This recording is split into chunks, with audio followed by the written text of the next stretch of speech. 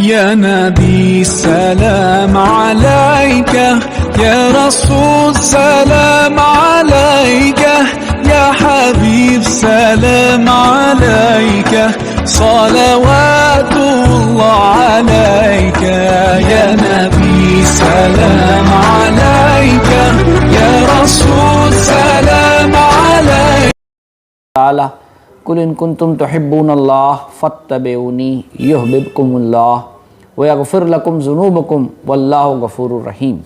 محترم بزرگوں اور ساتھیوں، مجھے آپ کے سامنے نبی اکرم صلی اللہ علیہ وسلم کے شب و روز اس عنوان کے تحت کچھ باتیں عرض کرنی ہیں۔ نبی اکرم صلی اللہ علیہ وسلم کے شب و روز کو ہم کیوں جانیں، 4 باتیں اس میں سمجھنے کی سب سے پہلے ضرورت ہے۔ سب سے پہلی چیز یہ ہے کہ اس دنیا میں اگر آپ غور کریں تو ہر انسان ان عادتوں کو اختیار کرنا چاہتا ہے جس سے اسے سکسیس نصیب ہو، کامیابی نصیب ہو۔ آپ اگر دیکھیں اس وقت امریکہ میں ایٹامک ہیبٹس بہت مشہور کتاب ہے، بہت بک رہی ہے، اس لیے کہ اس میں یہ بتایا گیا ہے کہ وہ کون سی عادتیں ہیں جس کو اختیار کر کے آپ کیا ہو سکتے ہو، کامیاب ہو سکتے ہو، سکسیس ہو سکتے ہو۔ اسی طرح 7 ہیبٹس مشہور کتاب ہے، کئی اس کے نسخے بک چکے۔ تو اس سے یہ پتہ چلتا ہے کہ ہر انسان کامیابی کے لیے ان عادتوں کی تلاش میں ہے جو اسے کیا کرے، سکسیس عطا کرے۔ اور قرآن مجید کی جو آیت میں نے آپ کے سامنے بیان کی، اس میں اللہ تعالیٰ ارشاد فرماتا ہے کہ سب سے بہترین اور بیسٹ اگر کسی کی عادتیں اور کریکٹر ہو سکتا ہے تو نبی اکرم صلی اللہ علیہ وسلم کی ذات اقدس ہے۔ جیسے میں نے آپ کے سامنے جو آیت پڑھی اس کا ترجمہ اس طرح ہے کہ تمہارے لیے نبی کی زندگی میں بہترین کیا ہے، اسوہ ہے۔ اور اگر آپ غور کریں تو یہ صرف مسلمانوں کے لیے نہیں بلکہ تمام انسانوں کے لیے اللہ کے نبی آئے تھے۔ تو تمام انسانوں کے لیے اگر کوئی عادتیں بہتر ہو سکتی ہے تو کس کی ہو سکتی ہے، اللہ کے نبی صلی اللہ علیہ وسلم کی۔ اور ایک دوسرے پہلو سے آپ دیکھیں تو دنیا میں جتنی بھی شخصیات گزری ہیں انہوں نے بڑے بڑے جن لوگوں نے کارنامے انجام دیے، اس میں زندگی کا کوئی نہ کوئی خانہ ان کا خالی رہا ہے۔ یہ محمد مصطفیٰ صلی اللہ علیہ وسلم کی ذات اقدس ہے جہاں زندگی کا ہر خانہ ایک بہترین اور آئیڈیل معیار کیا کرتا ہے، پیش کرتا ہے۔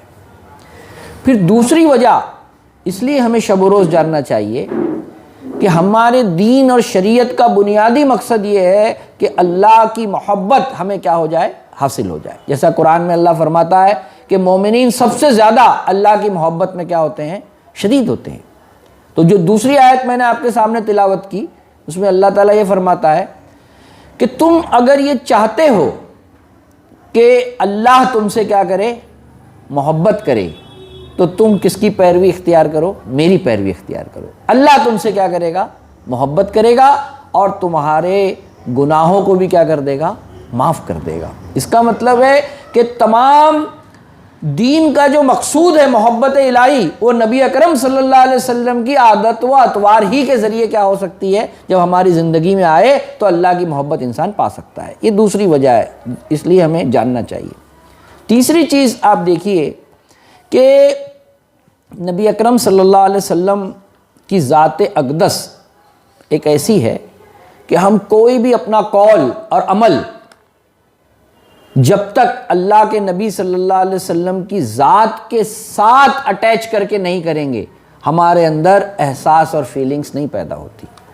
انسان بہت سے اعمال اختیار کرتا ہے، بہت سی باتیں کہتا ہے، عقل کی بنیاد پر کرتا ہے، سوچتا ہے، کچھ دانشوروں کے اقوال کی بنیادوں پر سوچتا ہے، لیکن نبی اکرم صلی اللہ علیہ وسلم کی ذات کی نسبت سے جب ہم کوئی عمل کرتے ہیں، جب اپنے گھر میں سلام کرتے ہیں، جب اپنے گھر سے باہر نکلتے ہیں، تو گویا ایسا ہو جاتا ہے کہ اللہ کے نبی صلی اللہ علیہ وسلم انگلی پکڑ کر ہمیں کیا کر رہے ہوتے ہیں، چلا رہے ہوتے ہیں۔ یہ واسطہ، یہ کیفیت اور یہ فیلنگ انسان کے اندر کیا ہو جاتی ہے، پیدا ہو جاتی ہے۔ اگر انسان شب و روز کو نبی اکرم صلی اللہ علیہ وسلم کو اس لیے بھی کیا کرنا چاہیے، جاننا چاہیے۔ یہی وجہ ہے کہ آپ دیکھیے کہ نبی اکرم صلی اللہ علیہ وسلم کی ایک خاص جغرافیائی صحرائی زندگی میں آپ نے اپنے شب و روز انجام دیے۔ تو اس میں بعض صحابہ تو ایسے تھے کہ اتباع میں اس حد تک آگے بڑھے کہ آپ کا ہنسنا، آپ کا بیٹھنا، آپ کا بولنا، ہر ادا کو انہوں نے کیا کیا؟ اپنے شب و روز میں اپنایا، نقل کیا بالکل۔ جیسا عبداللہ بن عمر رضی اللہ تعالیٰ عنہ کے بارے میں آتا ہے کہ وہ سواری پہ بیٹھتے، اترتے، چلتے، ہو بہو اللہ کے رسول صلی اللہ علیہ وسلم نے جو کیا وہ کرتے، اور وہ کوئی حرکت اگر اللہ کے نبی صلی اللہ علیہ وسلم کے مطابق نہیں ہوتی تو کہتے ہیں لوگوں یہ عمل اللہ کے رسول کا نہیں ہے، یہ میں نے کیا ہے۔ اتنی اتباع۔ ہمارے اور آپ کے لیے جو چوتھی چیز اس میں یہ ہے کہ اگر جس کو یہ توفیق ہو، جس کو یہ موقع ملے، تو وہ تو بالکل ہو بہو ویسی پیروی کرنے کی کیا کرے؟ اپنے دن و رات میں کوشش کرے۔ لیکن اگر جس کو یہ مواقع نہیں میسر ہیں، اس کے اپنے یہاں کے حالات اس کا موقع نہیں دیتے، تو وہ یہ دیکھے کہ پورے 24 گھنٹے، دراصل آپ دیکھیے کہ اللہ کے نبی صلی اللہ علیہ وسلم کی اتباع 24 گھنٹے کے لیے ہے، رات میں بھی اور دن میں بھی۔ تو وہ اس میں ہم وہ کون سی چیز ہے جو اللہ کے نبی صلی اللہ علیہ وسلم نے کبھی نہیں چھوڑی اپنے شب و روز میں، اس کو اپنی زندگی کا ضرور کیا بنائیں؟ حصہ بنائے، اور یہ دیکھے کہ وہ اپنے دن اور رات میں کہاں اس کو کیا کر سکتا ہے؟ جاری کر سکتا ہے یا اس کی اتباع کر سکتا ہے۔ تو انشاءاللہ تعالیٰ اس بات سے ہم اللہ کی ذات سے امید ہے کہ اللہ کے رسول صلی اللہ علیہ وسلم ہمیں اپنی انگلی پکڑتے ہوئے چلائیں گے اور اللہ تعالیٰ کی محبت ہمیں نصیب ہوں گی۔ تو اب ساتھیوں، ہم نبی اکرم صلی اللہ علیہ وسلم کے روزمرہ کے جو معمولات ہیں اس کا پوری تفصیل تو اس پونا گھنٹے میں آنا ممکن نہیں ہے۔ ایک سرسری جو خاکہ ہوتا ہے وہ آپ کے سامنے رکھوں گا، اور اس میں بھی ہر وقت کے لیے آپ کے اعمال کے لیے، آپ کے اقوال کے لیے کئی روایتیں ہیں۔ تو میں کوشش یہ کروں گا کہ دن اور رات کے ان اوقات میں جب نبی اکرم صلی اللہ علیہ وسلم نے عمل انجام دیے، 2 یا 3 احادیث اس ضمن میں آپ کے سامنے رکھوں یا کوئی اقوال رکھوں، تاکہ ہمیں پوری زندگی کا ایک مجموعی خاکہ، یعنی دن اور شب و روز کا، اس میں وہ چیزیں اس سے خارج ہیں جو آپ سفر، جہاد، وہ سب کیسی چیزیں ہیں؟ اوکیجنلی ہیں۔ میں یہ روزمرہ کے جو معمولات آپ کے ہیں وہ آپ کو خاص طور پر کیا کروں گا؟ آپ کے سامنے رکھوں گا۔ اب ہم لوگ اپنی بات کا آغاز، چونکہ ہم عشاء کے بعد بیٹھے ہوئے ہیں، تو نبی اکرم صلی اللہ علیہ وسلم کی زندگی کو بھی بعد نماز عشاء ہی سے شروع کرتے ہیں کہ آپ کا معمول کیسے ہوتا تھا۔ نبی اکرم صلی اللہ علیہ وسلم کے بارے میں یہ آتا ہے کہ آپ نماز عشاء پڑھاتے، پھر آپ صلی اللہ علیہ وسلم اپنے گھر والوں میں جس کے پاس قیام کی باری ہوتی وہاں آتے اور 4 رکعت کیا کرتے؟ گھر میں ادا کرتے۔ پھر اس کے بعد آپ بستر پر جاتے تو سیدنا عائشہ رضی اللہ تعالیٰ عنہ فرماتی ہیں کہ جب آپ بستر پر آتے تو چادر کے ایک کونے کو پکڑ کے جھاڑتے تھے تاکہ کوئی کیڑا یا موذی جانور ہو تو کیا ہو جائے؟ نکل جائے۔ پھر آپ صلی اللہ علیہ وسلم سے سونے سے پہلے مختلف دعائیں اور اذکار ملتے ہیں، خاص طور پر معوذتان یا معوذتین، سورہ فلق اور سورہ ناس جس کو ہم کہتے ہیں، وہ آپ ضرور پڑھتے، اور ان کو پڑھنے کے بعد اپنے ہاتھوں پہ دم کرتے، اور جہاں تک آپ کا ہاتھ مبارک جاتا پورے بدن پر کیا کرتے؟ ملتے۔ اس عمل کی آپ نے اتنی پابندی کی ہے کہ مرض الموت میں جب بہت نکاہت یا کمزوری تھی تو سیدنا عائشہ رضی اللہ تعالیٰ عنہا نے معوذتین پڑھ کر آپ صلی اللہ علیہ وسلم کے ہاتھوں پر پھونکا اور پھر آپ کے بدن پر جہاں تک جاتا تھا اس کو پھیرا۔ حدیث مبارک میں یہ آتا ہے کہ اگر کوئی بندہ اس طرح دعاؤں کے حصار میں، مطلب رات میں جب اس طرح دعاؤں کے حصار میں سوتا ہے تو اللہ تعالیٰ ایک فرشتہ متعین کرتا ہے جو اس کی ہر کروٹ پر مغفرت کی اس کے لیے کیا کرتا ہے؟ دعائیں مانگتا ہے۔ اب اس سے آپ سوچئے کہ یہ طرز عمل ہمارے سونے کو بھی کیا بنا دیتا ہے؟ عبادت بنا دیتا ہے۔ پھر آپ صلی اللہ علیہ وسلم سونے کے لیے سیدھے ہاتھ کا تکیہ دائنے ہاتھ پر آپ کیا کرتے؟ لیٹتے، اور اسی رخ پر سوتے تھے۔ اطباء یہ کہتے ہیں کہ ایسا سونے سے دل کا روٹیشن جو ہوتا ہے بلڈ کا وہ بہت بہتر رہتا ہے۔ پھر آپ صلی اللہ علیہ وسلم کبھی منہ کے بل نہیں سوتے تھے، بلکہ آپ نے فرمایا ایسا لیٹنا جہنمیوں کا طریقہ ہے۔ پھر آپ صلی اللہ علیہ وسلم چت بھی نہیں لیٹتے تھے، اور جو ہمارے ہاضمے کے لیے بھی طب والے کیا کہتے ہیں؟ بہت نقصان دہ ہے کہ کھا کے کیا کرنا؟ چت لیٹ جانا۔ نبی کریم صلی اللہ علیہ وسلم عشاء کے بعد کسی مجلس کو منعقد کرنے، کام کرنے یا باتیں کرنے کو ناپسند فرماتے تھے، سوائے 3 کاموں کے۔ ایک علم کی کوئی باتیں یا مجلس ہو، یا شب زفاف ہو یعنی جس کی شادی ہوئی ہو، پہلی رات ہو، تیسرا کوئی اہم ترین ایسی مصلحت جو لوگوں کے درمیان کیا کرانا ہو، صلح صفائی کا کام ارجنٹ آ گیا تو آپ وہ کرتے، ورنہ آپ رات میں جاگنے کو پسند نہیں فرماتے تھے۔ عموماً رات کے وقت اگر آپ غور کریں گے تو گفتگو میں لوز ٹاک، ولگر باتیں زیادہ ہوتی ہے۔ اس کی وجہ کیا ہے کہ انسان کا ایموشنل گراف، جذباتیت کیا ہو جاتی ہے، اس وقت بڑھ جایا کرتی ہے۔ آپ نے دیکھا ہوگا کہ بیمار کو اپنی تکلیف کا احساس دن کے مقابلے میں رات میں کیا ہوتا ہے، زیادہ ہوتا ہے۔ تو اسی لیے سورہ فلق میں ہم وَمِن شَرِّ غاسق اذا وقب جو پڑھتے ہیں تو وہ یہی رات کے شرور سے کیا کی گئی ہے، پناہ مانگی گئی ہے۔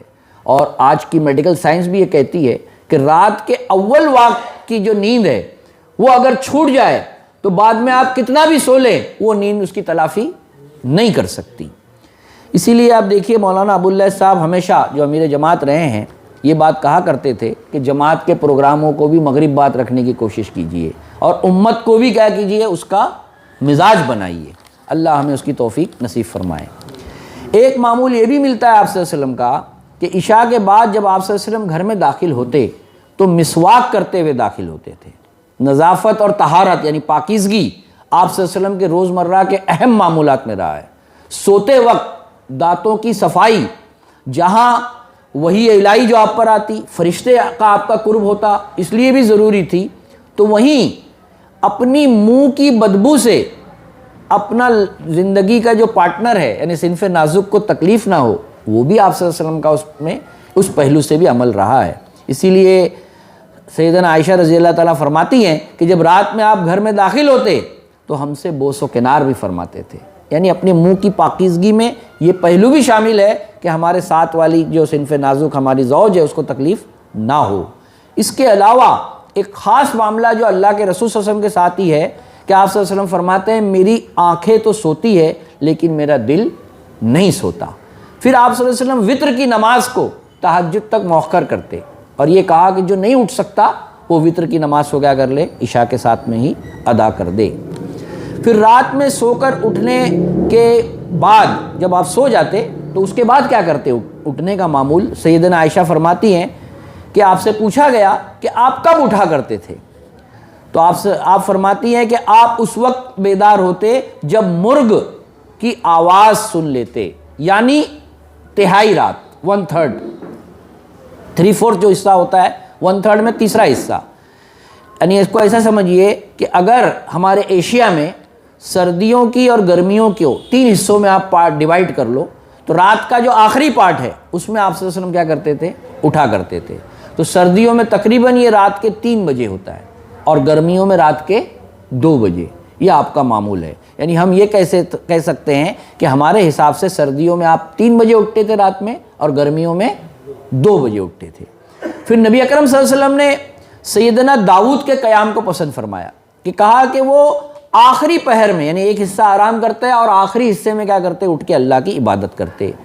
دوسری روایت میں یہ آتا ہے کہ سیدنا عائشہ رضی اللہ عنہا فرماتی ہیں کہ آپ صلی اللہ علیہ وسلم رات کا پہلا حصہ سو لیتے تھے اور تھوڑی دیر کے بعد اگر بیوی کے پاس آنے کی ضرورت ہوتی تو آتے اور ضرورت نہ محسوس ہوتی تو اٹھتے اور وضو کرنے سے پہلے اپنی دونوں آنکھوں کو ایسا مل لیا کرتے تھے۔ نیند کا خمار دور کرنے کے لیے یہ بہترین طریقہ ہے۔ ابن عباس رضی اللہ تعالیٰ عنہ فرماتے ہیں کہ نبی اکرم صلی اللہ علیہ وسلم اس کے بعد باہر نکلتے اور اپنا سر نکال کر آسمان کی طرف کرتے اور سورہ آل عمران کی 10 آیتوں کی آخری کیا کرتے، تلاوت فرماتے تھے۔ وضو کرنے کے بعد جو آپ دیکھیے یعنی جب آپ یہ دعا پڑھ لیتے پھر اس کے بعد یہ آتا ہے کہ آپ تہجد کی نماز کے لیے کھڑے ہوتے۔ تہجد کی نماز کتنی رکعتیں پڑھتے، تو بعض روایت میں 2، بعض میں 4، بعض میں 8 اور بعض میں یہ ہے کہ بنا سلام پھیرے پوری 8 رکعتیں آپ کیا کرتے، پڑھ لیا کرتے تھے۔ پھر اس کے بعد سیدنا عائشہ سے پوچھا گیا کہ وہ رکعتوں میں کیا پڑھتے، کتنا پڑھتے، تو وہ فرماتی ہیں کہ کبھی کبھی ایسا ہوتا کہ ایک ہی رکعت میں آپ سورہ آل عمران اور سورہ بقرہ پڑھ لیتے، اس اطمینان کے ساتھ آپ نماز پڑھتے اور اسی طرح رکوع اور سجدہ اور جلسہ بھی کرتے تھے۔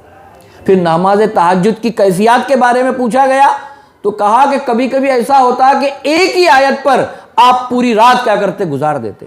جیسا سورہ مائدہ میں آتا ہے کہ اگر اللہ تو انہیں عذاب دے تو یہ تیرے بندے ہیں، اور اگر تو معاف کر دے تو زوراور اور حکمت والا ہے. یعنی اس ایک آیت پر پوری رات آپ نے کیا کر دی، گزار دی. اور کبھی ایسا بھی ہوتا کہ آپ قرآن کی آیت پڑھتے تو آپ پر اس قدر گریہ طاری ہو جاتا کہ جس طرح ہانڈی میں ابال آتا ہے آپ کے سینے مبارک سے کیا ہوتی، اس طرح جوش مارنے کی کیا آتی، آواز آتی.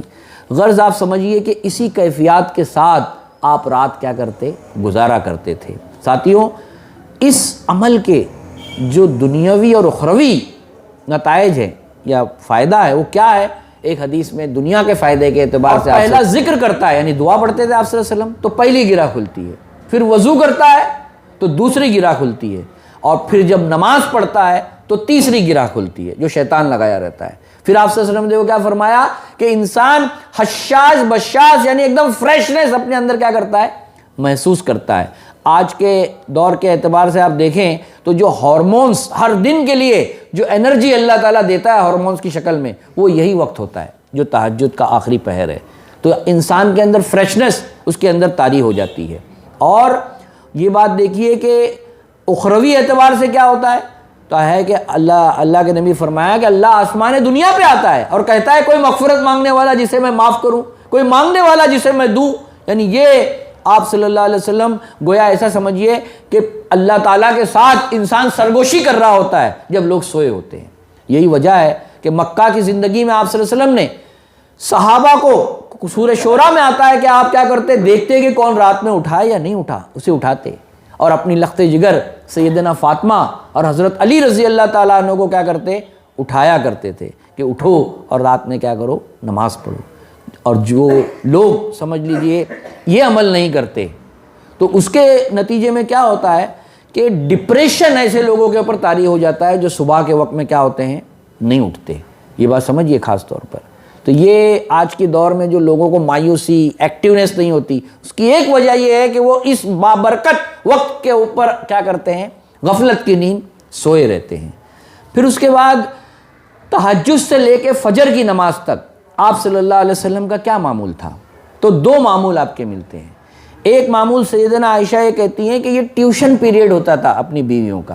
وہ کہتی ہیں کہ جب آپ ہمیں بہت سے انبیاء کے قصے سناتے، بہت سی قرآنی آیات کی تفسیر بتاتے، جیسا آپ دیکھیے یہ آیت یوم تبدل الارض غیر الارض والسماوات، کہ جب زمین اور آسمان اللہ تعالیٰ دوسرے زمین اور آسمان سے کیا کرے گا، بدل دے گا. تو سیدنا عائشہ نے پوچھا کہ اللہ کے رسول جب یہ ہو رہا ہوگا تو ہم سب کہاں ہوں گے انسان مطلب؟ تو آپ صلی اللہ علیہ وسلم نے فرمایا عائشہ وہ اس وقت پل صراط پر ہوں گے. یعنی اس طرح کی بہت سی باتیں جو آپ کی بیویوں سے، ہماری ماؤں سے ہمیں ملی، یہ تہجد اور فجر کے اس گیپ میں اپنی بیویوں کو آپ کیا کرتے، تعلیم دیتے. ہمیں بھی غور کرنا چاہیے کہ ہم اپنی بیویوں کے تعلق سے اس پہ بیدار ہیں، یہ ہمیں غور کرنا چاہیے. اسی وجہ سے سیدنا عائشہ رضی اللہ تعالیٰ عنہ سے 2000 سے زیادہ احادیث مروی ہیں، اور آپ فقیہ کا کیا رکھتی ہیں، درجہ رکھتی ہیں. دوسرا معمول آپ کا یہ تھا کہ رات میں طویل قیام کی وجہ سے آپ تھوڑا آرام بھی فرما لیتے. حضرت ابن عباس کہتے ہیں کہ تہجد کی نماز پڑھتی اور آپ تھوڑا سا ایسا لیٹ جاتے، مؤذن آتا اور آپ کو اٹھاتا اور آپ کیا کرتے، نماز پڑھاتے. پھر اس کے بعد اذان فجر کے بعد آپ بہت ہلکی سی 2 رکعتیں نماز پڑھتے سنت، کیونکہ رات میں طویل قیام تھا اور فجر میں بھی آپ تلاوت کیا کرتے تھے، طویل کرتے تھے، تو آپ سنت کو کیا کرتے تھے، بہت ہلکی پڑھتے تھے. سیدہ عائشہ فرماتی ہیں کہ یہ رکعتیں اتنی مختصر ہوتی کہ میں یہ سوچتی کہ سورہ فاتحہ بھی پڑھا ہے کہ نہیں پڑھا. یہ ہم لوگوں کے لیے نہیں ہے، جو لوگ اتنی طویل قیام کرتے ہو ان کے لیے یہ بات ہے جو نبی اکرم صلی اللہ علیہ وسلم نے اپنے عمل سے سکھایا. اور حضرت عمر فرماتے ہیں کہ نبی اکرم صلی اللہ علیہ وسلم سورہ کافرون اور سورہ اخلاص سنتوں میں پڑھتے تھے. اور بعض روایتوں میں یہ بھی آتا ہے کہ سنت نماز پڑھنے کے بعد فرض تک آپ سیدھے ہاتھ پر ہاتھ رکھ کے کیا کرتے، تھوڑا سا لیٹ لیتے، یعنی سوتے نہیں، آرام کر لیتے تھے. پھر اس کے بعد آپ دیکھیے کہ فجر کی نماز جو ہوتی اس میں آپ کتنی آیتوں کی تلاوت کرتے. تو روایتوں میں آتا ہے کہ 60 سے لے کے 100 آیتیں فجر میں آپ کیا کرتے، پڑھا کرتے تھے. پھر فجر کی نماز کے بعد نبی اکرم صلی اللہ علیہ وسلم سورج نکلنے تک مسجد سے باہر نہیں نکلتے تھے. اس وقفے میں 5 کام آپ کیا کرتے تھے۔ سب سے پہلا کام کیا ہوتا تھا؟ سب سے پہلا کام یہ ہوتا تھا کہ آپ رات میں، یہ سمجھ لیجئے کہ کوئی وحی آئی ہوتی تو اس کو آپ کیا کرتے؟ بیان کرتے۔ جیسا روایت میں آتا ہے کہ جو 3 صحابی تھے نا، کعب بن مالک، بلال بن امیہ اور مرارہ بن ربیع، ان کی جو برات کا اعلان آیا تو رات میں وہی آئی تھی، لیکن آپ نے فجر بعد کیا کیا؟ اس کو بتایا۔ دوسری بات یہ ہے کہ آپ یہ کام کرتے کہ خواب ہے اس کے بارے میں لوگوں کو پوچھتے، خواب کی تعبیر بتاتے۔ آپ دیکھیے کہ تعبیر کے خواب کے بارے میں بخاری نے ایک باب قائم کیا ہے کہ صبح کی نماز کے بعد خواب کی تعبیر بیان کرنا۔ خوابوں کی تعبیر ایک بہت بڑا علم ہے، سیدنا ابو بکر بہت اس میں ماہر تھے۔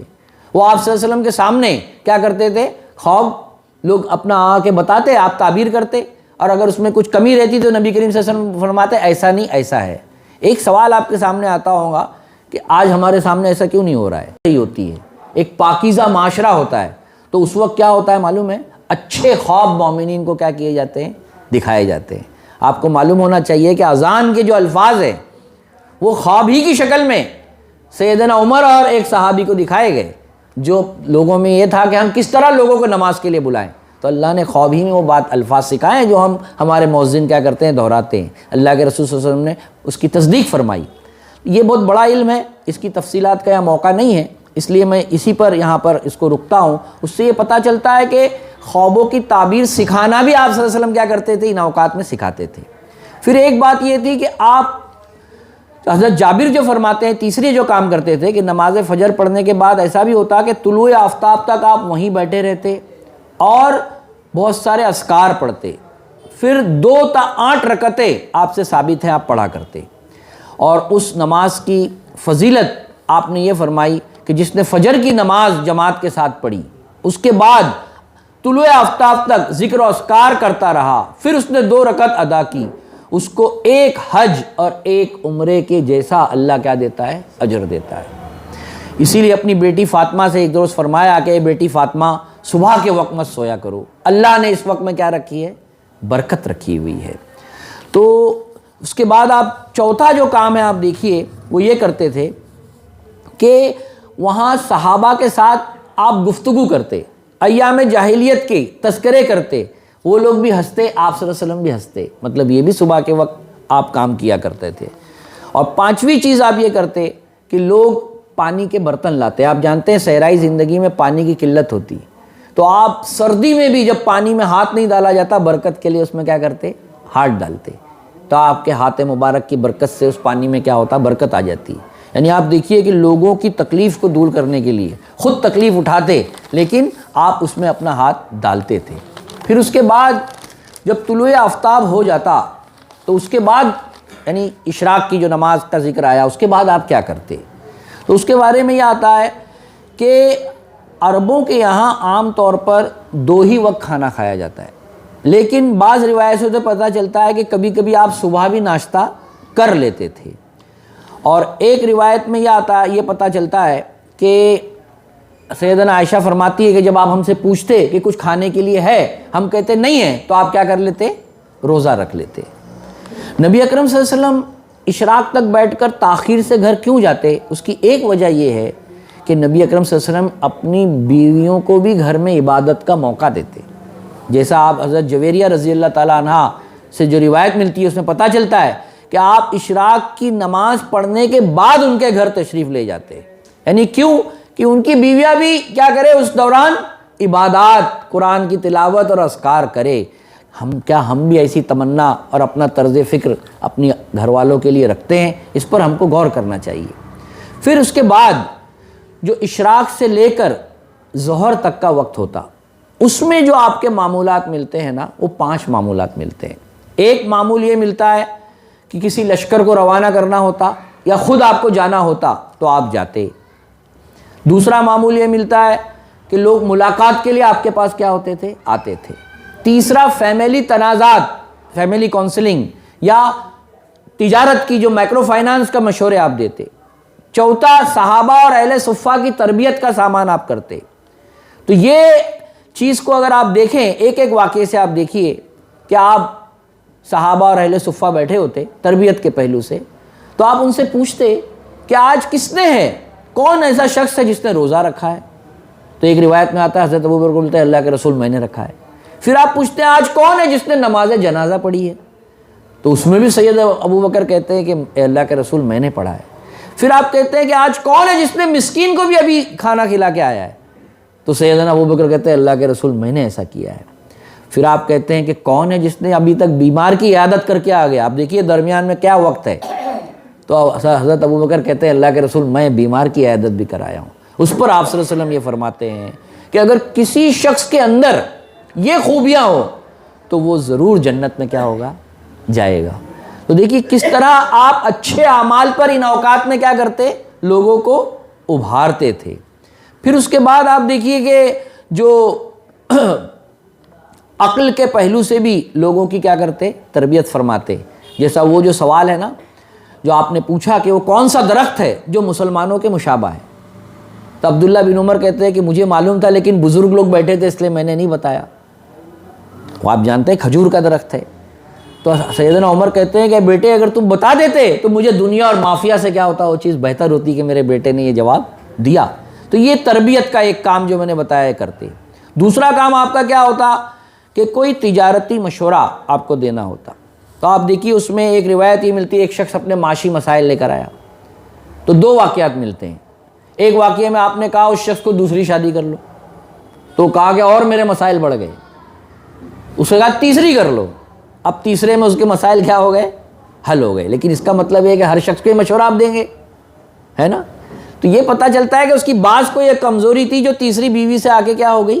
پوری ہو گئی۔ لیکن ایک دوسرا شخص آتا ہے وہ اپنے معاشی مسائل پوچھتا ہے، تو آپ کہتے ہیں تیرے پاس کیا ہے؟ وہ کہتا ہے سامان ہے بیچنے کے لیے۔ تو آپ 2 درہم میں کیا کرتے وہ سامان فروخت کرتے کیا، اور 1 درہم میں کلہاڑی لے کے اپنے ہاتھ دستے مبارک سے اس میں لکڑی ڈالی اور کہا جاؤ جنگل میں کیا کرو؟ لکڑیاں کاٹو۔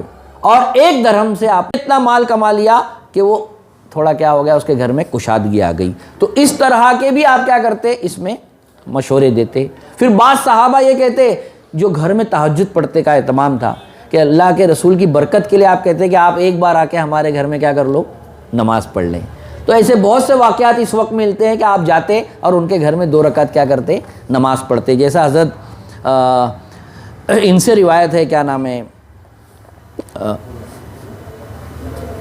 ایک صحابی سے یہ روایت ہے جس میں آپ نے ابوبکر، عتبان بن مالک سے یہ روایت ہے جس میں آپ نے ابوبکر رضی اللہ تعالیٰ عنہ کو ان کے گھر لے گئے اور جا کے آپ نے وہاں نماز پڑھی۔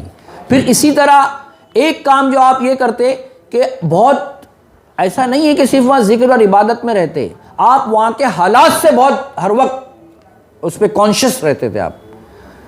تو ایک واقعہ یہ ملتا ہے کہ ایک بار مدینہ میں دور سے آواز آئی اور دھواں اٹھنے لگا بہت زور کی۔ صحابہ کیونکہ اس وقت صبح ہی کے وقت عربوں میں حملہ ہوتا ہے تو سب سمجھے کہ کوئی دشمن نے کیا کیا ہے؟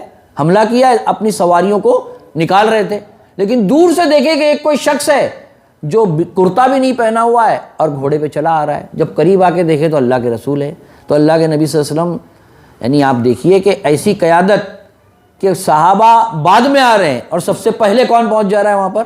اللہ کے رسول پہنچ جا رہے ہیں۔ تو آپ صحابیوں کو یہ کہتے ہیں کہ گھبرانے کی کوئی بات نہیں، اور جس کی جلدی میں آپ سواری لے گئے تھے اس کی سواری کی بڑی تعریف کی کہ بہت اچھی تمہاری کیا ہے سواری رہی۔ تو یہ بھی آپ کرتے۔ پھر اس کے بعد جو میں نے ایک بات بتائی کہ دین کے لیے جو سیکھنے والے وفود آتے ان کو آپ کیا کرتے؟ تعلیم دیتے، ان کی مہمان نوازی کرتے۔ یہ وقت میں، کون سے وقت میں؟ اشراق سے لے کے ظہر کے درمیان وقت کی ہماری تفصیل چل رہی ہے۔ تو اس میں آپ ایک واقعہ ملتا ہے کہ ایک وفد نے یہ کہا کہ اللہ کے رسول ہم دور سے آئیں، ہم کو نماز کے اوقات سکھا دو تاکہ ہمیں بار بار پوچھنا نہ پڑے۔ تو آپ نے ایک دن پوری اول وقت میں نماز پڑھائی۔ جب وہ قافلہ جانے لگا تو کہا نہیں ابھی بات مکمل نہیں ہوئی، دوسرے دن اس کو ٹھہرایا، اور دوسرے دن آپ نے کیا کیا؟ آخر وقت میں سب نماز پڑھائی، اور پھر کہا دیکھو نمازوں کے جو اوقات ہیں وہ ان دونوں کے درمیان ہیں۔ یہ آپ صلی اللہ علیہ وسلم وفود کو اس طرح سکھایا کرتے تھے۔ پھر ایک سوال آتا ہے کہ معاشی اعتبار سے آپ کیا کرتے؟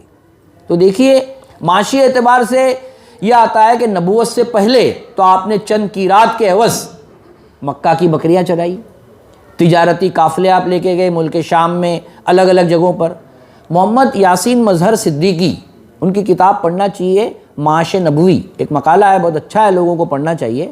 اس میں انہوں نے لکھا ہے کہ نبی اکرم صلی اللہ علیہ وسلم جب مدینہ میں آئے اور جب نبوت آپ کو ملی تو نبوت کی اس ذمہ داری کے حوالے سے معاش کی ذمہ داری کو آپ نے کیا کر لیا، اس کو کم کر دیا، اور آپ کے پاس جو تجارت سے 15 اونٹنیاں اور کئی بکریاں تھیں جن کا دودھ آپ اپنے گھر والے اور مہمانوں کو دیتے۔ سیدنا ختیجہ رضی اللہ تعالیٰ عنہ کا تجارتی مال جو آپ کو ڈونیٹ کیا تھا اس سے بھی آپ نے فائدہ اٹھایا۔ لیکن جب خیبر فتح ہو گیا اور مال فے اللہ نے آپ کو دیا تو اس کے بعد آپ کیا ہوا، معاشی طور پر آپ تھوڑا مطمئن ہو گئے، لیکن اس کے باوجود بھی آپ دیکھیں گے کہ دنیا کے حوالے سے آپ نے ہمیشہ قناعت پر زندگی گزاری، کیونکہ ایک بڑے مشن کے لیے آپ کیا کر رہے تھے، کام کر رہے تھے، اور یہ دعا بھی کی کہ اللہ محمد اور آل محمد کو رزق کفاف عطا فرما۔ پھر اس کے بعد آپ دیکھیے کہ آپ کے روزمرہ کے معمول میں اسی ٹائم میں ایک یہ بھی تھا کہ آپ باغ میں بھی جاتے تھے۔ آپ دیکھیے کہ انسان جو شہری زندگی ہے، یعنی جمالیاتی تسکین اور سیر و تفریح کے مقام آپ کے روزمرہ میں کیا رہا ہے، شامل رہا ہے، تاکہ باغ کے اندر جا کر انسان کو ایک جمالیاتی تسکین محسوس ہوتی ہے۔ اور اسی طرح آپ کی ظہر کا وقت ہو جاتا۔ نماز ظہر کی پہلی سنتوں کو پڑھنے کی آپ صلی اللہ علیہ وسلم نے ترغیب دی اور خود بھی پڑھتے تھے۔ ظہر کی نماز میں آپ کتنی تلاوت کرتے تھے؟ تو ابو سعید خدری کہتے ہیں کہ ظہر اور عصر کی نماز کا ہم لوگ نے اندازہ لگانا چاہا، اس لیے کہ اس میں قرات زور میں نہیں ہوتی، تو وہ انہوں نے کہا کہ آپ 30 آیت کے برابر ظہر میں کیا کرتے، نماز پڑھتے، اور جو بعد کی 2 رکعتیں ہوتی اس میں آپ 15 پڑھتے تھے، اور عصر کی نماز میں آپ 15 آیتیں تلاوت کرتے اور بعد کی آیت میں 8 آیتیں تلاوت کرتے، یعنی یہ آپ کی آیتوں کی تعداد تھی۔ پھر یہ ہوتا تھا کہ باہر سے آنے والے جو وفود ہوتے تھے وہ کبھی کبھی ظہر میں پہنچتے تھے، اس لیے کہ ان کی خواہش یہ ہوتی تھی کہ اللہ کے رسول کے ساتھ صحابہ بھی ان کو کیا ہو جائے، ملاقات ہو جائے۔ تو جیسے وفد عبد القیس کا ذکر آتا ہے کہ وہ اسی وقت میں آیا اور آپ کی سنت ظہر کی رہ گئی، تو یہ آتا ہے کہ آپ نے بعد میں ام سلمہ کے یہاں اس کو ادا کی۔ پھر دوپہر کے کھانے سے متعلق یہ آتا ہے کہ سہل بن سعد کہتے ہیں کہ جمعہ کے روز آپ نماز کے بعد کھانا کھاتے تھے اور قیلولہ کرتے تھے، لیکن باقی دنوں میں آپ ظہر کے پہلے کیا کرتے تھے، کھانا کھاتے تھے، ظہر کے پہلے کھانا کھا لیتے تھے۔ تو یہ آپ کا مطلب ظہر تک کے معمول میں نے آپ کو بتایا۔ اب اس کے بعد آپ دیکھیے کہ ظہر کی نماز کے بعد آپ تھوڑا آرام فرماتے تھے، جس کو ہم قیلولہ کہتے ہیں، اور اس کا قیلولہ کا وقت کتنا ہوتا تھا؟ تو آپ کے جو خادم ہیں سیدنا انس بن مالک کہتے ہیں کہ مجھے کچھ کام کے لیے آپ نے بھیجا اور دیوار کے سائے میں آپ نے کیا کیا، آرام کیا۔ تو اس روایت سے یہ پتہ چلتا ہے کہ دیوار کا سایہ جس پر آپ بیٹھے وہ 2 ہی وقت میں سایہ آتا ہے دیوار کا، ایک 10 سے اور ایک 2 سے 3 کا، اس لیے زیادہ گمان یہ ہوتا ہے کہ آپ کے آرام کا وقت کیا تھا، وہ 2 سے 3 کے درمیان تھا۔ اور دراصل قیلولہ دوپہر کے وقت صرف آرام کرنے کا نام ہے، گھنٹوں سونے کا نام قیلولہ نہیں ہے۔ حافظ ابن حجر نے موسم گرما میں انہوں نے کہا ہے کہ 6 دن آپ نماز ظہر سے پہلے اور جمعہ والے دن جمعہ کے بعد قیلولہ فرماتے تھے۔ اگر اس کی ابھی تفصیل کا موقع نہیں ہے، لیکن آپ دیکھیں کہ مدارس میں آج بھی ظہر کے پہلے جو بڑے بڑے ائمہ ہیں ہمارے، وہ کیا کرتے ہیں، اسی وقت آرام کرتے ہیں۔ تو یہ جو معمول کی اس قدر پابندی آپ کرتے تھے کہ ہجرت کر کے آپ جب مدینہ پہنچے تو سیدنا ابو ایوب سے یہ کہا کہ ہمارے دوپہر میں کچھ آرام کرنے کا کیا کرو، بندوبست کرو، یعنی سفر ہو یا حضر ہو آپ قیلولہ ضرور فرماتے تھے۔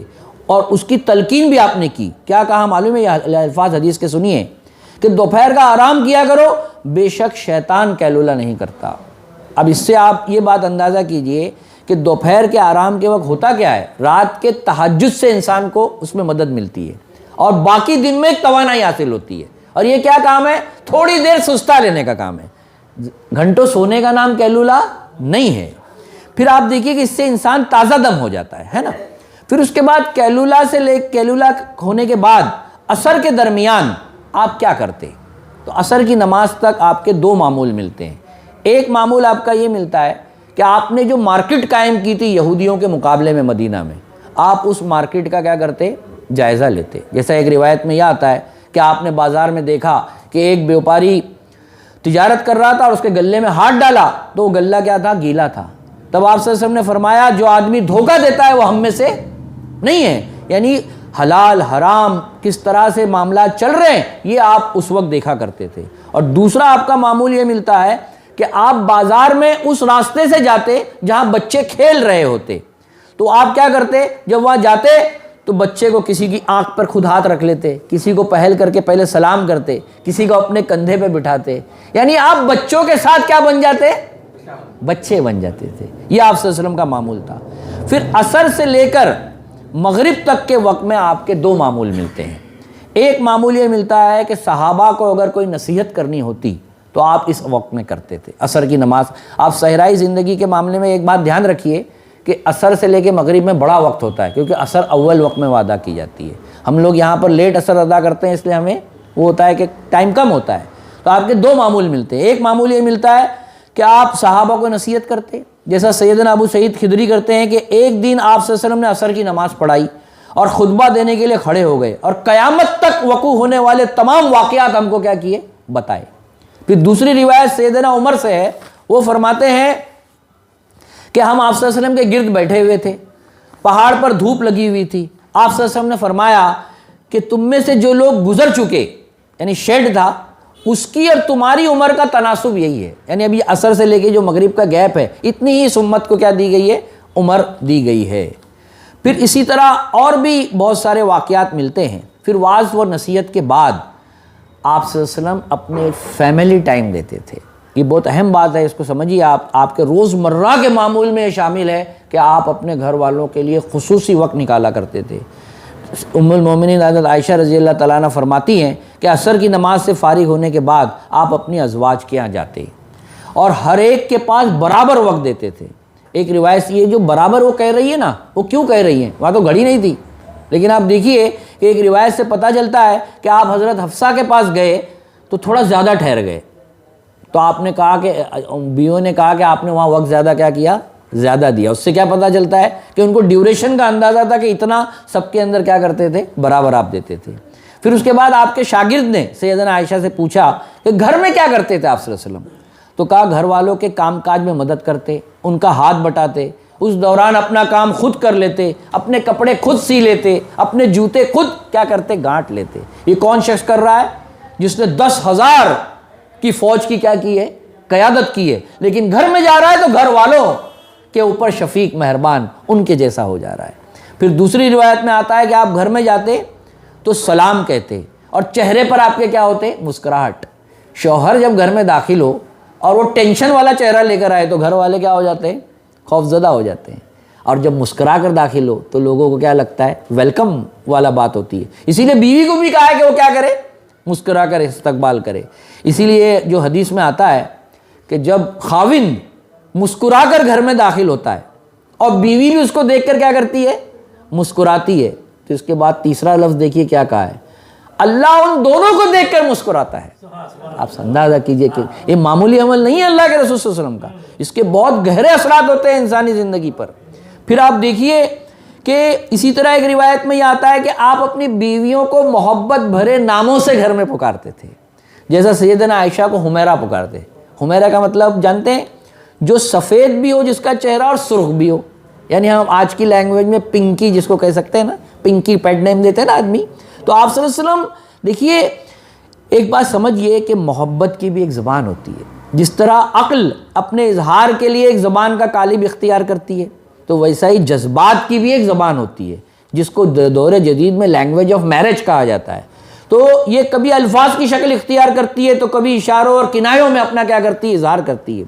تو اسی طرح نبی اکرم صلی اللہ علیہ وسلم اپنے گھر کے جو ماحول ہے نا وار رکھتے تھے. ایک روایت میں آتا ہے کہ سیدنا عائشہ فرماتی ہیں کہ میں حریرہ لے کے آپ صلی اللہ علیہ وسلم کے پاس گئی, وہاں دوسری بیوی سودا تھی, تو میں نے کہا کھاؤ, اس نے کہا نہیں کھاؤں گی. تو انہوں نے کہا نہیں کھائی تو دیکھو تمہارے منہ پہ مل دوں گی. تو انہوں نے نہیں کھایا اور انہوں نے کیا کر دیا؟ اس کے منہ پہ مل دیا. آپ صلی اللہ علیہ وسلم بیٹھے ہیں تو آپ صلی اللہ علیہ وسلم ہنسنے لگے, پھر اپنا گھٹنا نیچے کیا اور کہا سودا تم بھی بدلہ لے لو. تو انہوں نے بھی حریرے کو اپنے ہاتھ میں لیا اور حضرت عائشہ کے منہ پہ مل دیا اور آپ صلی اللہ علیہ وسلم مسکرانے لگے. آپ اندازہ کیجئے کہ گھر میں کیسا ماحول نبی اکرم صلی اللہ علیہ وسلم وہاں پر کیا کرتے تھے. لیکن اسی کے ساتھ اپنی بیویوں کی تربیت بھی فرماتے. جب ایک بار حضرت عائشہ نے حضرت صفیہ کو ٹھگنی کہہ دیا تو یہ کہا کہ تم نے ایسا کام کیا کہ اگر سمندر میں بھی ڈال دیا جائے تو وہ زہر آلود ہو جائے. یعنی یہ آپ صلی اللہ علیہ وسلم کا اپنے گھر والوں کے ساتھ رویہ ہوتا. پھر اسی کے ساتھ اپنی بیٹی کے گھر میں بھی ٹائم نکال کے جاتے تھے. آپ سیدنا فاطمہ کے گھر جاتے تو حضرت حسن حسین سے آپ کو بڑی محبت تھی, تو آپ اس کو اپنے جو جس طرح گھوڑا یا اونٹ بنتا ہے نا 4 پیروں کو, آپ اپنے دونوں بچوں کو بٹھاتے اور آپ یہ کہتے کہ تم دونوں کا اونٹ کتنا ہی اچھا ہے اور تم دونوں کتنے ہی اچھے سوار ہو. یعنی اتنی مصروف وقت میں بھی اپنی بیٹی کے گھر جا رہے ہیں. پھر ایکسٹینڈڈ فیملی, دیکھیے یہ میں جو بات کیوں بتا رہا ہوں, یہ روز مرہ میں آپ کے شامل ہے. ہمارے لیے بہت غور کرنے کا مقام ہے کہ آج جو ہمارے گھر میں رونق ختم ہو گئی ہے, اولاد کی تربیت کے مسائل ہو گئے ہیں, یا ہمارے رشتوں میں وہ کیا کہیں گے شیرنی باقی نہیں رہی, اس کی وجہ یہ ہے کہ ہم نے اللہ کے رسول کی اس عادتوں کو کیا کر دیا, چھوڑ دیا. لاکھوں درود و سلام و محمد مصطفیٰ صلی اللہ علیہ وسلم پر. تو آپ دیکھیے کہ ایکسٹینڈڈ فیملی میں آپ کیا کرتے ہیں, اپنے سب بچوں کو جمع کرتے اور دوڑ کا مقابلہ لگاتے. تو کوئی بچہ آپ کے کندھے پہ چڑھ جا رہا ہے, کوئی آپ کے پیٹھ پہ چڑھ جا رہا ہے. یعنی ایسا ماحول کہ یہ جو طرز عمل ہے نا, بچوں کی تربیت, خاندان میں محبت, ہم کس طرح اپنی زندگی میں سیٹ کر سکتے ہیں, یہ تو روزمرہ ہے. ہم روزمرہ نہیں تو کس طرح اس کو فون کر کے دوسرے کون سے آپشنز پر ہم اس کو جا سکتے ہیں, کیا اوقات متعین کر سکتے ہیں, اس پر ہمیں غور کرنا چاہیے. پھر اس کے بعد ہم مغرب کا وقت آ جاتا. تو عام طور پر عربوں میں مغرب سے پہلے کھانے کا رواج رہا ہے. میں نے کہا نا 2 وقت وہ لوگ کھانا کھاتے تھے. تو یہ جیسا حدیث میں آتا ہے کہ نبی کریم صلی اللہ علیہ وسلم نے فرمایا کہ اگر گھر میں کھانا بن گیا ہو اور مغرب کی نماز کا وقت ہو تو پہلے نماز پڑھ لو. اس سے پتہ چلتا ہے کہ مغرب کے پہلے وہاں کھانا کھایا جاتا. لیکن بعض روایتوں سے یہ بھی آتا ہے کہ مغرب کے بعد اور عشاء کے درمیان بھی کھاتے تھے. جیسے سیدنا ابو بکر رضی اللہ تعالیٰ عنہ فرماتے ہیں کہ ان کو شام کے کھانے پہ ان کی بیٹی نے بلایا اور میں عشاء کی نماز تک وہیں بیٹھے رہا. پھر مغرب کی اذان ہوتی تو آپ مسجد کی طرف چل دیتے. اور یہ بات بھی دیکھیے کہ جو ہم نے روایتوں میں سنا ہے نا کہ آپ صلی اللہ علیہ وسلم کھانا پکانے میں مدد کرتے تھے, تو چونکہ عصر اور مغرب کے بیچ کا وقت کیا ہوتا تھا, کھانا پکانے کا بھی ہوتا تھا, تو اس لیے آپ صلی اللہ علیہ وسلم اس میں بھی کیا کرتے, ہاتھ بٹا لیتے تھے. پھر مغرب کی اذان ہوتی تو آپ مسجد کی طرف چل پڑتے اور چھوٹی چھوٹی صورتیں آپ پڑھتے. جیسا روایت میں یہ آتا ہے کہ سورہ بینہ سے والناس کے درمیان جو صورتیں ہیں یہ آپ مغرب کی نماز میں پڑھا کرتے. کبھی کبھی آپ نے سورہ مرسلات اور سورہ طور بھی پڑھی ہے. پھر مغرب کی نماز سے لے کے عشاء کی نماز, اب ہمارا یہ تقریر کے ختم ہونے کا وقت آیا ہے, یعنی یہ ٹائم میں آپ کیا کرتے. میں نے عشاء سے اپنی بات کا آغاز کیا تھا. تو مغرب کی نماز کے بعد آپ بالخصوص اہل صفہ جو وہاں تھے جن کا کھانے پینے کا انتظام نہیں تھا, ان کی آپ کو فکر ہوتی اور اس معاملے میں آپ بہت حساس تھے. ایک روایت آتی ہے کہ بھوک سے حضرت ابو ہریرہ کو غشی طاری ہو رہی تھی, تو وہ نبی کریم صلی اللہ علیہ وسلم کا چہرہ دیکھا تو اپنے سب گھر والوں کو پوچھا, لیکن اس وقت اللہ کے رسول کے گھر میں بھی کچھ کھانا نہیں تھا. تو اس ایک انصاری صحابی دودھ کا پیالہ لے کر آتے ہیں, تو حضرت ابو ہریرہ اپنی کیفیت یہ بتاتے ہیں کہ وہ پیالہ دیکھ کر میں بھوکا تھا تو مجھے لگا کہ اللہ کے رسول مجھے دے دیں گے. تو آپ نے کہا نہیں, وہ سب اہل صفہ کو بلاؤ. تو میرے دل میں یہ کیفیت ہو رہی تھی کہ میں اتنا بھوکا ہوں اور یہ دودھ کے پیالے میں اگر سب شریک ہو گئے تو کیا مجھے ملے گا. لیکن اللہ کے نبی کا حکم تھا, تو اللہ کے نبی صلی اللہ علیہ وسلم نے اس دودھ میں برکت کی دعا کی. تمام اہل صفہ نے سیر ہو کے پیا. پھر آپ نے حضرت ابو ہریرہ کو کہا تم پیو.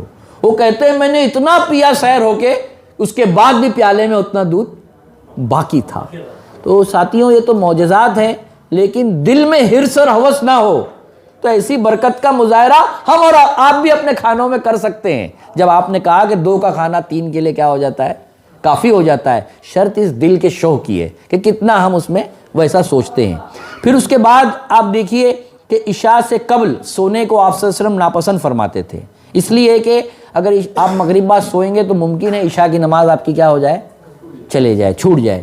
پھر عشاء کی نماز میں آپ کیا پڑھتے, تو حضرت معاذ کی روایت آتی ہے کہ سورہ شمس اور سورہ لیل اور سورہ اعلیٰ جیسی پڑھتے. پھر اس کے بعد آپ صلی اللہ علیہ وسلم عشاء کی نماز کو تاخیر کے ساتھ پڑھنے کو پسند فرماتے تھے. تو ساتھیوں یہ میں نے آپ کے سامنے شب و روز کے پورے واقعات بتائے. اب 3 باتیں کہہ کر اپنی بات ختم کروں گا. سب سے پہلی بات یہ ہے کہ شب و روز کے معمولات پیش کیا۔ یہ بہت اہم 3 باتیں ہیں میرے اور آپ کے لیے، اس کو آپ ضرور جانیے کہ سب سے پہلی چیز، ایک معمول آپ کا یہ رہا ہے کہ آپ نے کچھ اذکار، نفل عبادت ایسی اپنے اوپر متعین کی تھی جو آپ ضرور فرض کے سوا اس کی کیا کرتے تھے؟ پابندی کرتے۔ جیسا ایک منیمم آپ نے کیا بتایا کہ جو 12 رکعت فرض نماز کے بعد سنتوں کو پڑھے گا، جنت کا دروازہ اس کے لیے کیا کیا جاتا ہے؟ کھول دیا جاتا ہے۔ تو انسان ایک تو اس کی یا تو پابندی کر لے، لیکن اس سے آگے بڑھ کر جو نبی اکرم صلی اللہ علیہ وسلم کا معمول یہ رہا ہے کہ آپ ان کے سوا بھی کچھ اذکار اور کچھ قرآن کا ایسا معاملہ رہا ہے کہ جس کے پورا کیے بغیر آپ سوتے نہیں تھے۔ ایک روایت میں یہ آتا ہے کہ آپ نے مطلب کسی جھگڑے کے لیے، تصفیے کے لیے آپ کو عشاء بعد جانا تھا، تھوڑا سا آپ تاخیر ہوئے تو آپ نے کہا میرا ایک روز کا معمول تھا وہ رہ گیا، اسے پورا کرنے میں مجھے کیا ہو گئی؟ دیر ہو گئی۔ اسی لیے سے مولانا فاروق خان صاحب کہتے ہیں کہ اللہ کو وہ عمل پسند ہے فرض کے سوا جو روز ہو، مستقل ہو، لیکن مستقل ہونا چاہیے۔ اور جب بندہ اس نفل عمل کے ذریعے اللہ سے تعلق قائم کرے تو وہ یہ دیکھے کہ اسے پھر نہ توڑے، اس لیے کہ وہ کسی سے جب محبت ہوتی ہے نا تو انسان کیا کرتا ہے؟ اپنا کچھ رشتہ بڑھانے کے لیے کچھ عمل کرتا ہے۔ تو آپ دیکھو آپ اللہ سے اپنا رشتہ بڑھا رہے ہو تو وہ نفل اسی کو اختیار کرو جس کی آپ کیا کر سکتے ہو؟ پابندی کر سکتے ہو۔ یہ ایک آپ کے معمول میں ملتا ہے۔ دوسری چیز، جیسا 3 میں نے بتایا بات، دوسری بات یہ ہے کہ دیکھیے ایک اور اہم چیز یہ ہے کہ ذکر دوام آپ کے معمولات میں تھا۔ یعنی ذکر دوام کسے کہتے ہیں؟ یہ بات سمجھ لیجئے کہ اللہ تو ہمارے غیب میں ہے، لیکن غیب میں حاضر یہ ذکر ہی کرتا ہے۔ جب آپ اللہ اکبر بولتے ہیں تو آپ کے سامنے اللہ کیا ہو جاتا ہے؟ اللہ سب سے بڑا ہے، اس حیثیت سے حاضر ہو جاتا ہے۔ اس لیے نبی اکرم صلی اللہ علیہ وسلم نے جو مختلف دعائیں سکھائی، آپ دیکھیے کہ یہ ذکر کی خاص بات کیا ہے کہ غیب کو حاضر کر دیتا ہے۔ اتنی اہم ذکر کی چیز ہے جس کی مطلب خود قرآن کیا کہتا ہے؟ فَاذْكُرُونِي أَذْكُرُكُمْ، تم مجھے یاد کرو میں تمہیں کیا کر لوں گا؟ یاد کروں گا۔ تو اللہ حاضر ہو جاتا ہے۔ تو ہمیں ذکر دوام کیا سکھایا؟ گھر سے نکل رہے ہیں، بیت الخلاء میں جا رہے ہیں، سواری پہ چڑھ رہے ہیں، غصہ ہو رہا ہے یا آپ سفر میں جا رہے ہیں، ہر جگہ نبی اکرم صلی اللہ علیہ وسلم نے کیا کی ہے؟ ایک دعا سکھائی۔ یہاں تک کہ اپنی بیوی کے ساتھ اپنی حاجت پوری کرتے وقت بھی نبی اکرم صلی اللہ علیہ وسلم نے کیا کی ہے؟ دعا سکھائی۔ یعنی خالص وہ حیوانی عمل کو بھی نبی اکرم صلی اللہ علیہ وسلم نے کیا بنا دیا؟ عبادت بنا دیا۔ تو یہ جو ذکر دوام جب انسان کرتا ہے تو اس کا سب سے بڑا فائدہ ہوتا ہے کہ شیطان، قرآن کہتا ہے کہ جب بندہ اللہ کے ذکر سے غافل ہوتا ہے تو شیطان اس پر مسلط ہو جاتا ہے۔ تو انسان اپنے آپ کو کیا کر سکتا ہے؟ شیطان سے محفوظ کر سکتا ہے۔ اور سے روایتیں ہم کو ملتی ہیں تو زیادہ کر کے جو حدیث میں جو روایتیں آتی ہیں وہ روایت بالمعنی ہوتی ہیں، لفظ اللہ کے رسول صلی اللہ علیہ وسلم کے نہیں ہوتے، صحابہ اس کو بیان کر رہے ہوتے ہیں۔ لیکن ذکر کے جو الفاظ ہیں یا جو دعائیں نبی اکرم صلی اللہ علیہ وسلم نے سکھائی ہیں وہ عین وہی الفاظ ہیں جو اللہ کے رسول کے الفاظ ہیں۔ اس لیے جس طرح قرآن ورڈ آف گاڈ ہے، اللہ کا کلام ہے، اسی طرح دعائیں اور اذکار ورڈ آف رسول ہیں، اللہ کے نبی صلی اللہ علیہ وسلم کے الفاظ ہیں۔ تو جب انسان ان الفاظ میں محبت رسول میں ادا کرے اور ان الفاظ کو کیا تسکین کا ہمارے لیے سامان ہوگا اس کا اندازہ ہم کر سکتے ہیں۔ اس لیے ذکر دوام کی بڑی فضیلت ہے کہ وہ عین اللہ کے نبی صلی اللہ علیہ وسلم کے الفاظ ہوتے ہیں، تو اس کو جب انسان اپنی زبان سے ادا کرے گا تو گویا وہ اللہ کے رسول صلی اللہ علیہ وسلم کے ساتھ کیا ہو رہا ہے؟ بیٹھا ہوا چل رہا ہوتا ہے۔ اور تیسری اور آخری چیز یہ ہے جو آپ کے روزمرہ کے معمول کی کہ پاکیزگی اور طہارت کا بہت اہتمام کرتے تھے۔ یعنی آپ دیکھیے کہ بالوں میں تیل لگانا، جسم پر خوشبو لگانا، یعنی ظاہر کی بھی اور باطن کی بھی دونوں صفائی آپ بہت رکھتے تھے۔ یعنی آپ اندازہ کیجئے کہ باطن کی صفائی کا تو یہ معاملہ ہے کہ آپ کہتے ہیں کہ میں دن میں 100 بار استغفار کرتا ہوں، اور ایک روایت ہے کہ میں دن میں 70 بار استغفار کرتا ہوں۔ حالانکہ آپ صلی اللہ علیہ وسلم کے تو گناہ کیا تھے؟ معاف تھے۔ تو جب ہم گناہ کرتے ہیں تو ہمارے قلب پر اس کا اثر آتا ہے، تو اس کی پاکیزگی کس سے ہوتی ہے؟ استغفار سے ہوتی ہے۔ یہ آپ کا روز کا معمول ہے کہ 100 بار 70 بار آپ کیا کر رہے ہیں؟ استغفار کر رہے ہیں۔ اور ظاہر کی پاکیزگی کیا تھی؟ آپ تیل لگا رہے ہیں، خوشبو لگا رہے ہیں، لباس صاف ہے، اور مسواک، دانت کی صفائی کا آپ حد درجے اہتمام کرتے تھے۔ یعنی اتنا اہتمام کہ آپ دیکھیے کہ صبح اٹھ رہے ہیں تو مسواک، رات میں گھر میں داخل ہوتے تھے تبھی مسواک کر کے سوتے تھے، اور حتیٰ کہ جب مرض الموت میں آتے تھے تو زندگی سے رخصت ہوتے وقت آخری عمل جو تھا وہ کیا تھا جانتے ہیں آپ؟ مسواک تھا۔ آپ سیدنا عائشہ فرماتی ہیں کہ ان کے ہاتھ میں مسواک تھی، تو دیکھ کے آپ کو لگا کہ میں مسواک کیا کر لوں۔ تو حضرت عائشہ نے پوچھا آپ مسواک کرنا چاہتے ہیں اللہ کے رسول؟ تو کہا ہاں، چہرے سے آپ نے اشارہ کیا۔ تو سیدنا عائشہ نے اپنے لعاب میں اس مسواک کو نرم کیا، کیونکہ آپ کے اندر اتنی طاقت اس آخری مرحلے میں نہیں تھی۔ پھر آپ نے اس مسواک کو آپ صلی اللہ علیہ وسلم کے دانت پر گھسنے لگی۔ وہ فرماتی ہے کہ یہ اللہ تعالیٰ کا میرے ساتھ بڑا شرف ہے کہ نبی اکرم صلی اللہ علیہ وسلم جب اس دنیا سے گئے تو ان کا لعاب اور میرا لعاب اللہ نے کیا کر دیا؟ ملا دیا۔ یہ میرا بڑا شرف میرے کو اللہ نے عطا کیا۔ اور پھر وہ کہتی ہے کہ تھوڑی دیر کے بعد میں دیکھ رہی تھی کہ آپ کی آواز کم ہونے لگی، اور آپ کی زبان مبارک سے جو مسواک ایک عمل اور الفاظ کیا نکل رہے تھے، یہ بھی بہت اہم ہے کہ اللہم الی رفیق الاعلیٰ، یا دوسرے لفظ ہے کہ اللہم بالرفیق الاعلیٰ، رفیق اعلیٰ کی طرف، رفیق اعلیٰ کی طرف، اور نماز اور باندیوں کے بارے میں اللہ سے ڈرو۔ یہ آپ کے آخری الفاظ تھے۔ اور اس کے بعد وہ کہتی ہیں کہ آہستہ آہستہ آپ کا ہاتھ نیچے چلا گیا اور مجھے محسوس ہوا کہ اب آپ دنیا میں نہیں رہے۔ ساتھیوں، یہ جو پاکیزگی اور طہارت کا جو اہتمام ہے، جو قرآن مجید کہتا ہے کہ ان اللہ یحب التوابین و یحب المتطہرین، کہ اللہ تعالیٰ کیا کرتا ہے؟ پاکیزہ رہنے والوں کو، توبہ کرنے والوں کو کیا کرتا ہے؟ بہت پاک رکھتا ہے۔ تو آپ کے روزمرہ کے معمول کی یہ بڑی اہم ہے کہ اپنے قلب کو بھی آپ نے کیا رکھا؟ پاک رکھا۔ اور یہ کہا آخر وقت میں کہ میرے صحابہ کے بارے میں مجھے کچھ مت کہو، میں اپنے دل کو پاکیزہ لے کر اس دنیا سے جانا چاہتا ہوں۔ تو اب ہمیں غور کرنے کا مقام ہے کہ ہمارے روزمرہ کے معمول میں ہمارے اپنے بھائیوں، ہمارے اپنے پڑوسیوں، ہمارے اپنے ساتھیوں کے تعلق سے قلب کی یہ پاکیزگی کا اہتمام ہمارے اندر پایا جاتا ہے۔ غور کرنے کا مقام ہے۔ یہ روزمرہ کے نبی اکرم صلی اللہ علیہ وسلم کے معمولات تھے۔ اللہ تعالیٰ سے دعا ہے کہ لاکھوں درود و سلام و محمد مصطفیٰ صلی اللہ علیہ وسلم پر، ان کی آل پر، کہ ان کے شب و روز کے جو معمولات ہیں اس میں بھی ہم جیسے گنہگاروں کو اس کا حصہ نصیب فرمائے، اور اس اتباع میں ہی ہماری آخری سانسیں، ہمارے آخری جو لمحات ہیں وہ اس روزمرہ پر عمل کرتے ہوئے ہی اللہ تعالیٰ اپنے نزدیک ہم کو بلا لے۔ وآخر الدعوانا ان الحمدللہ رب العالمین۔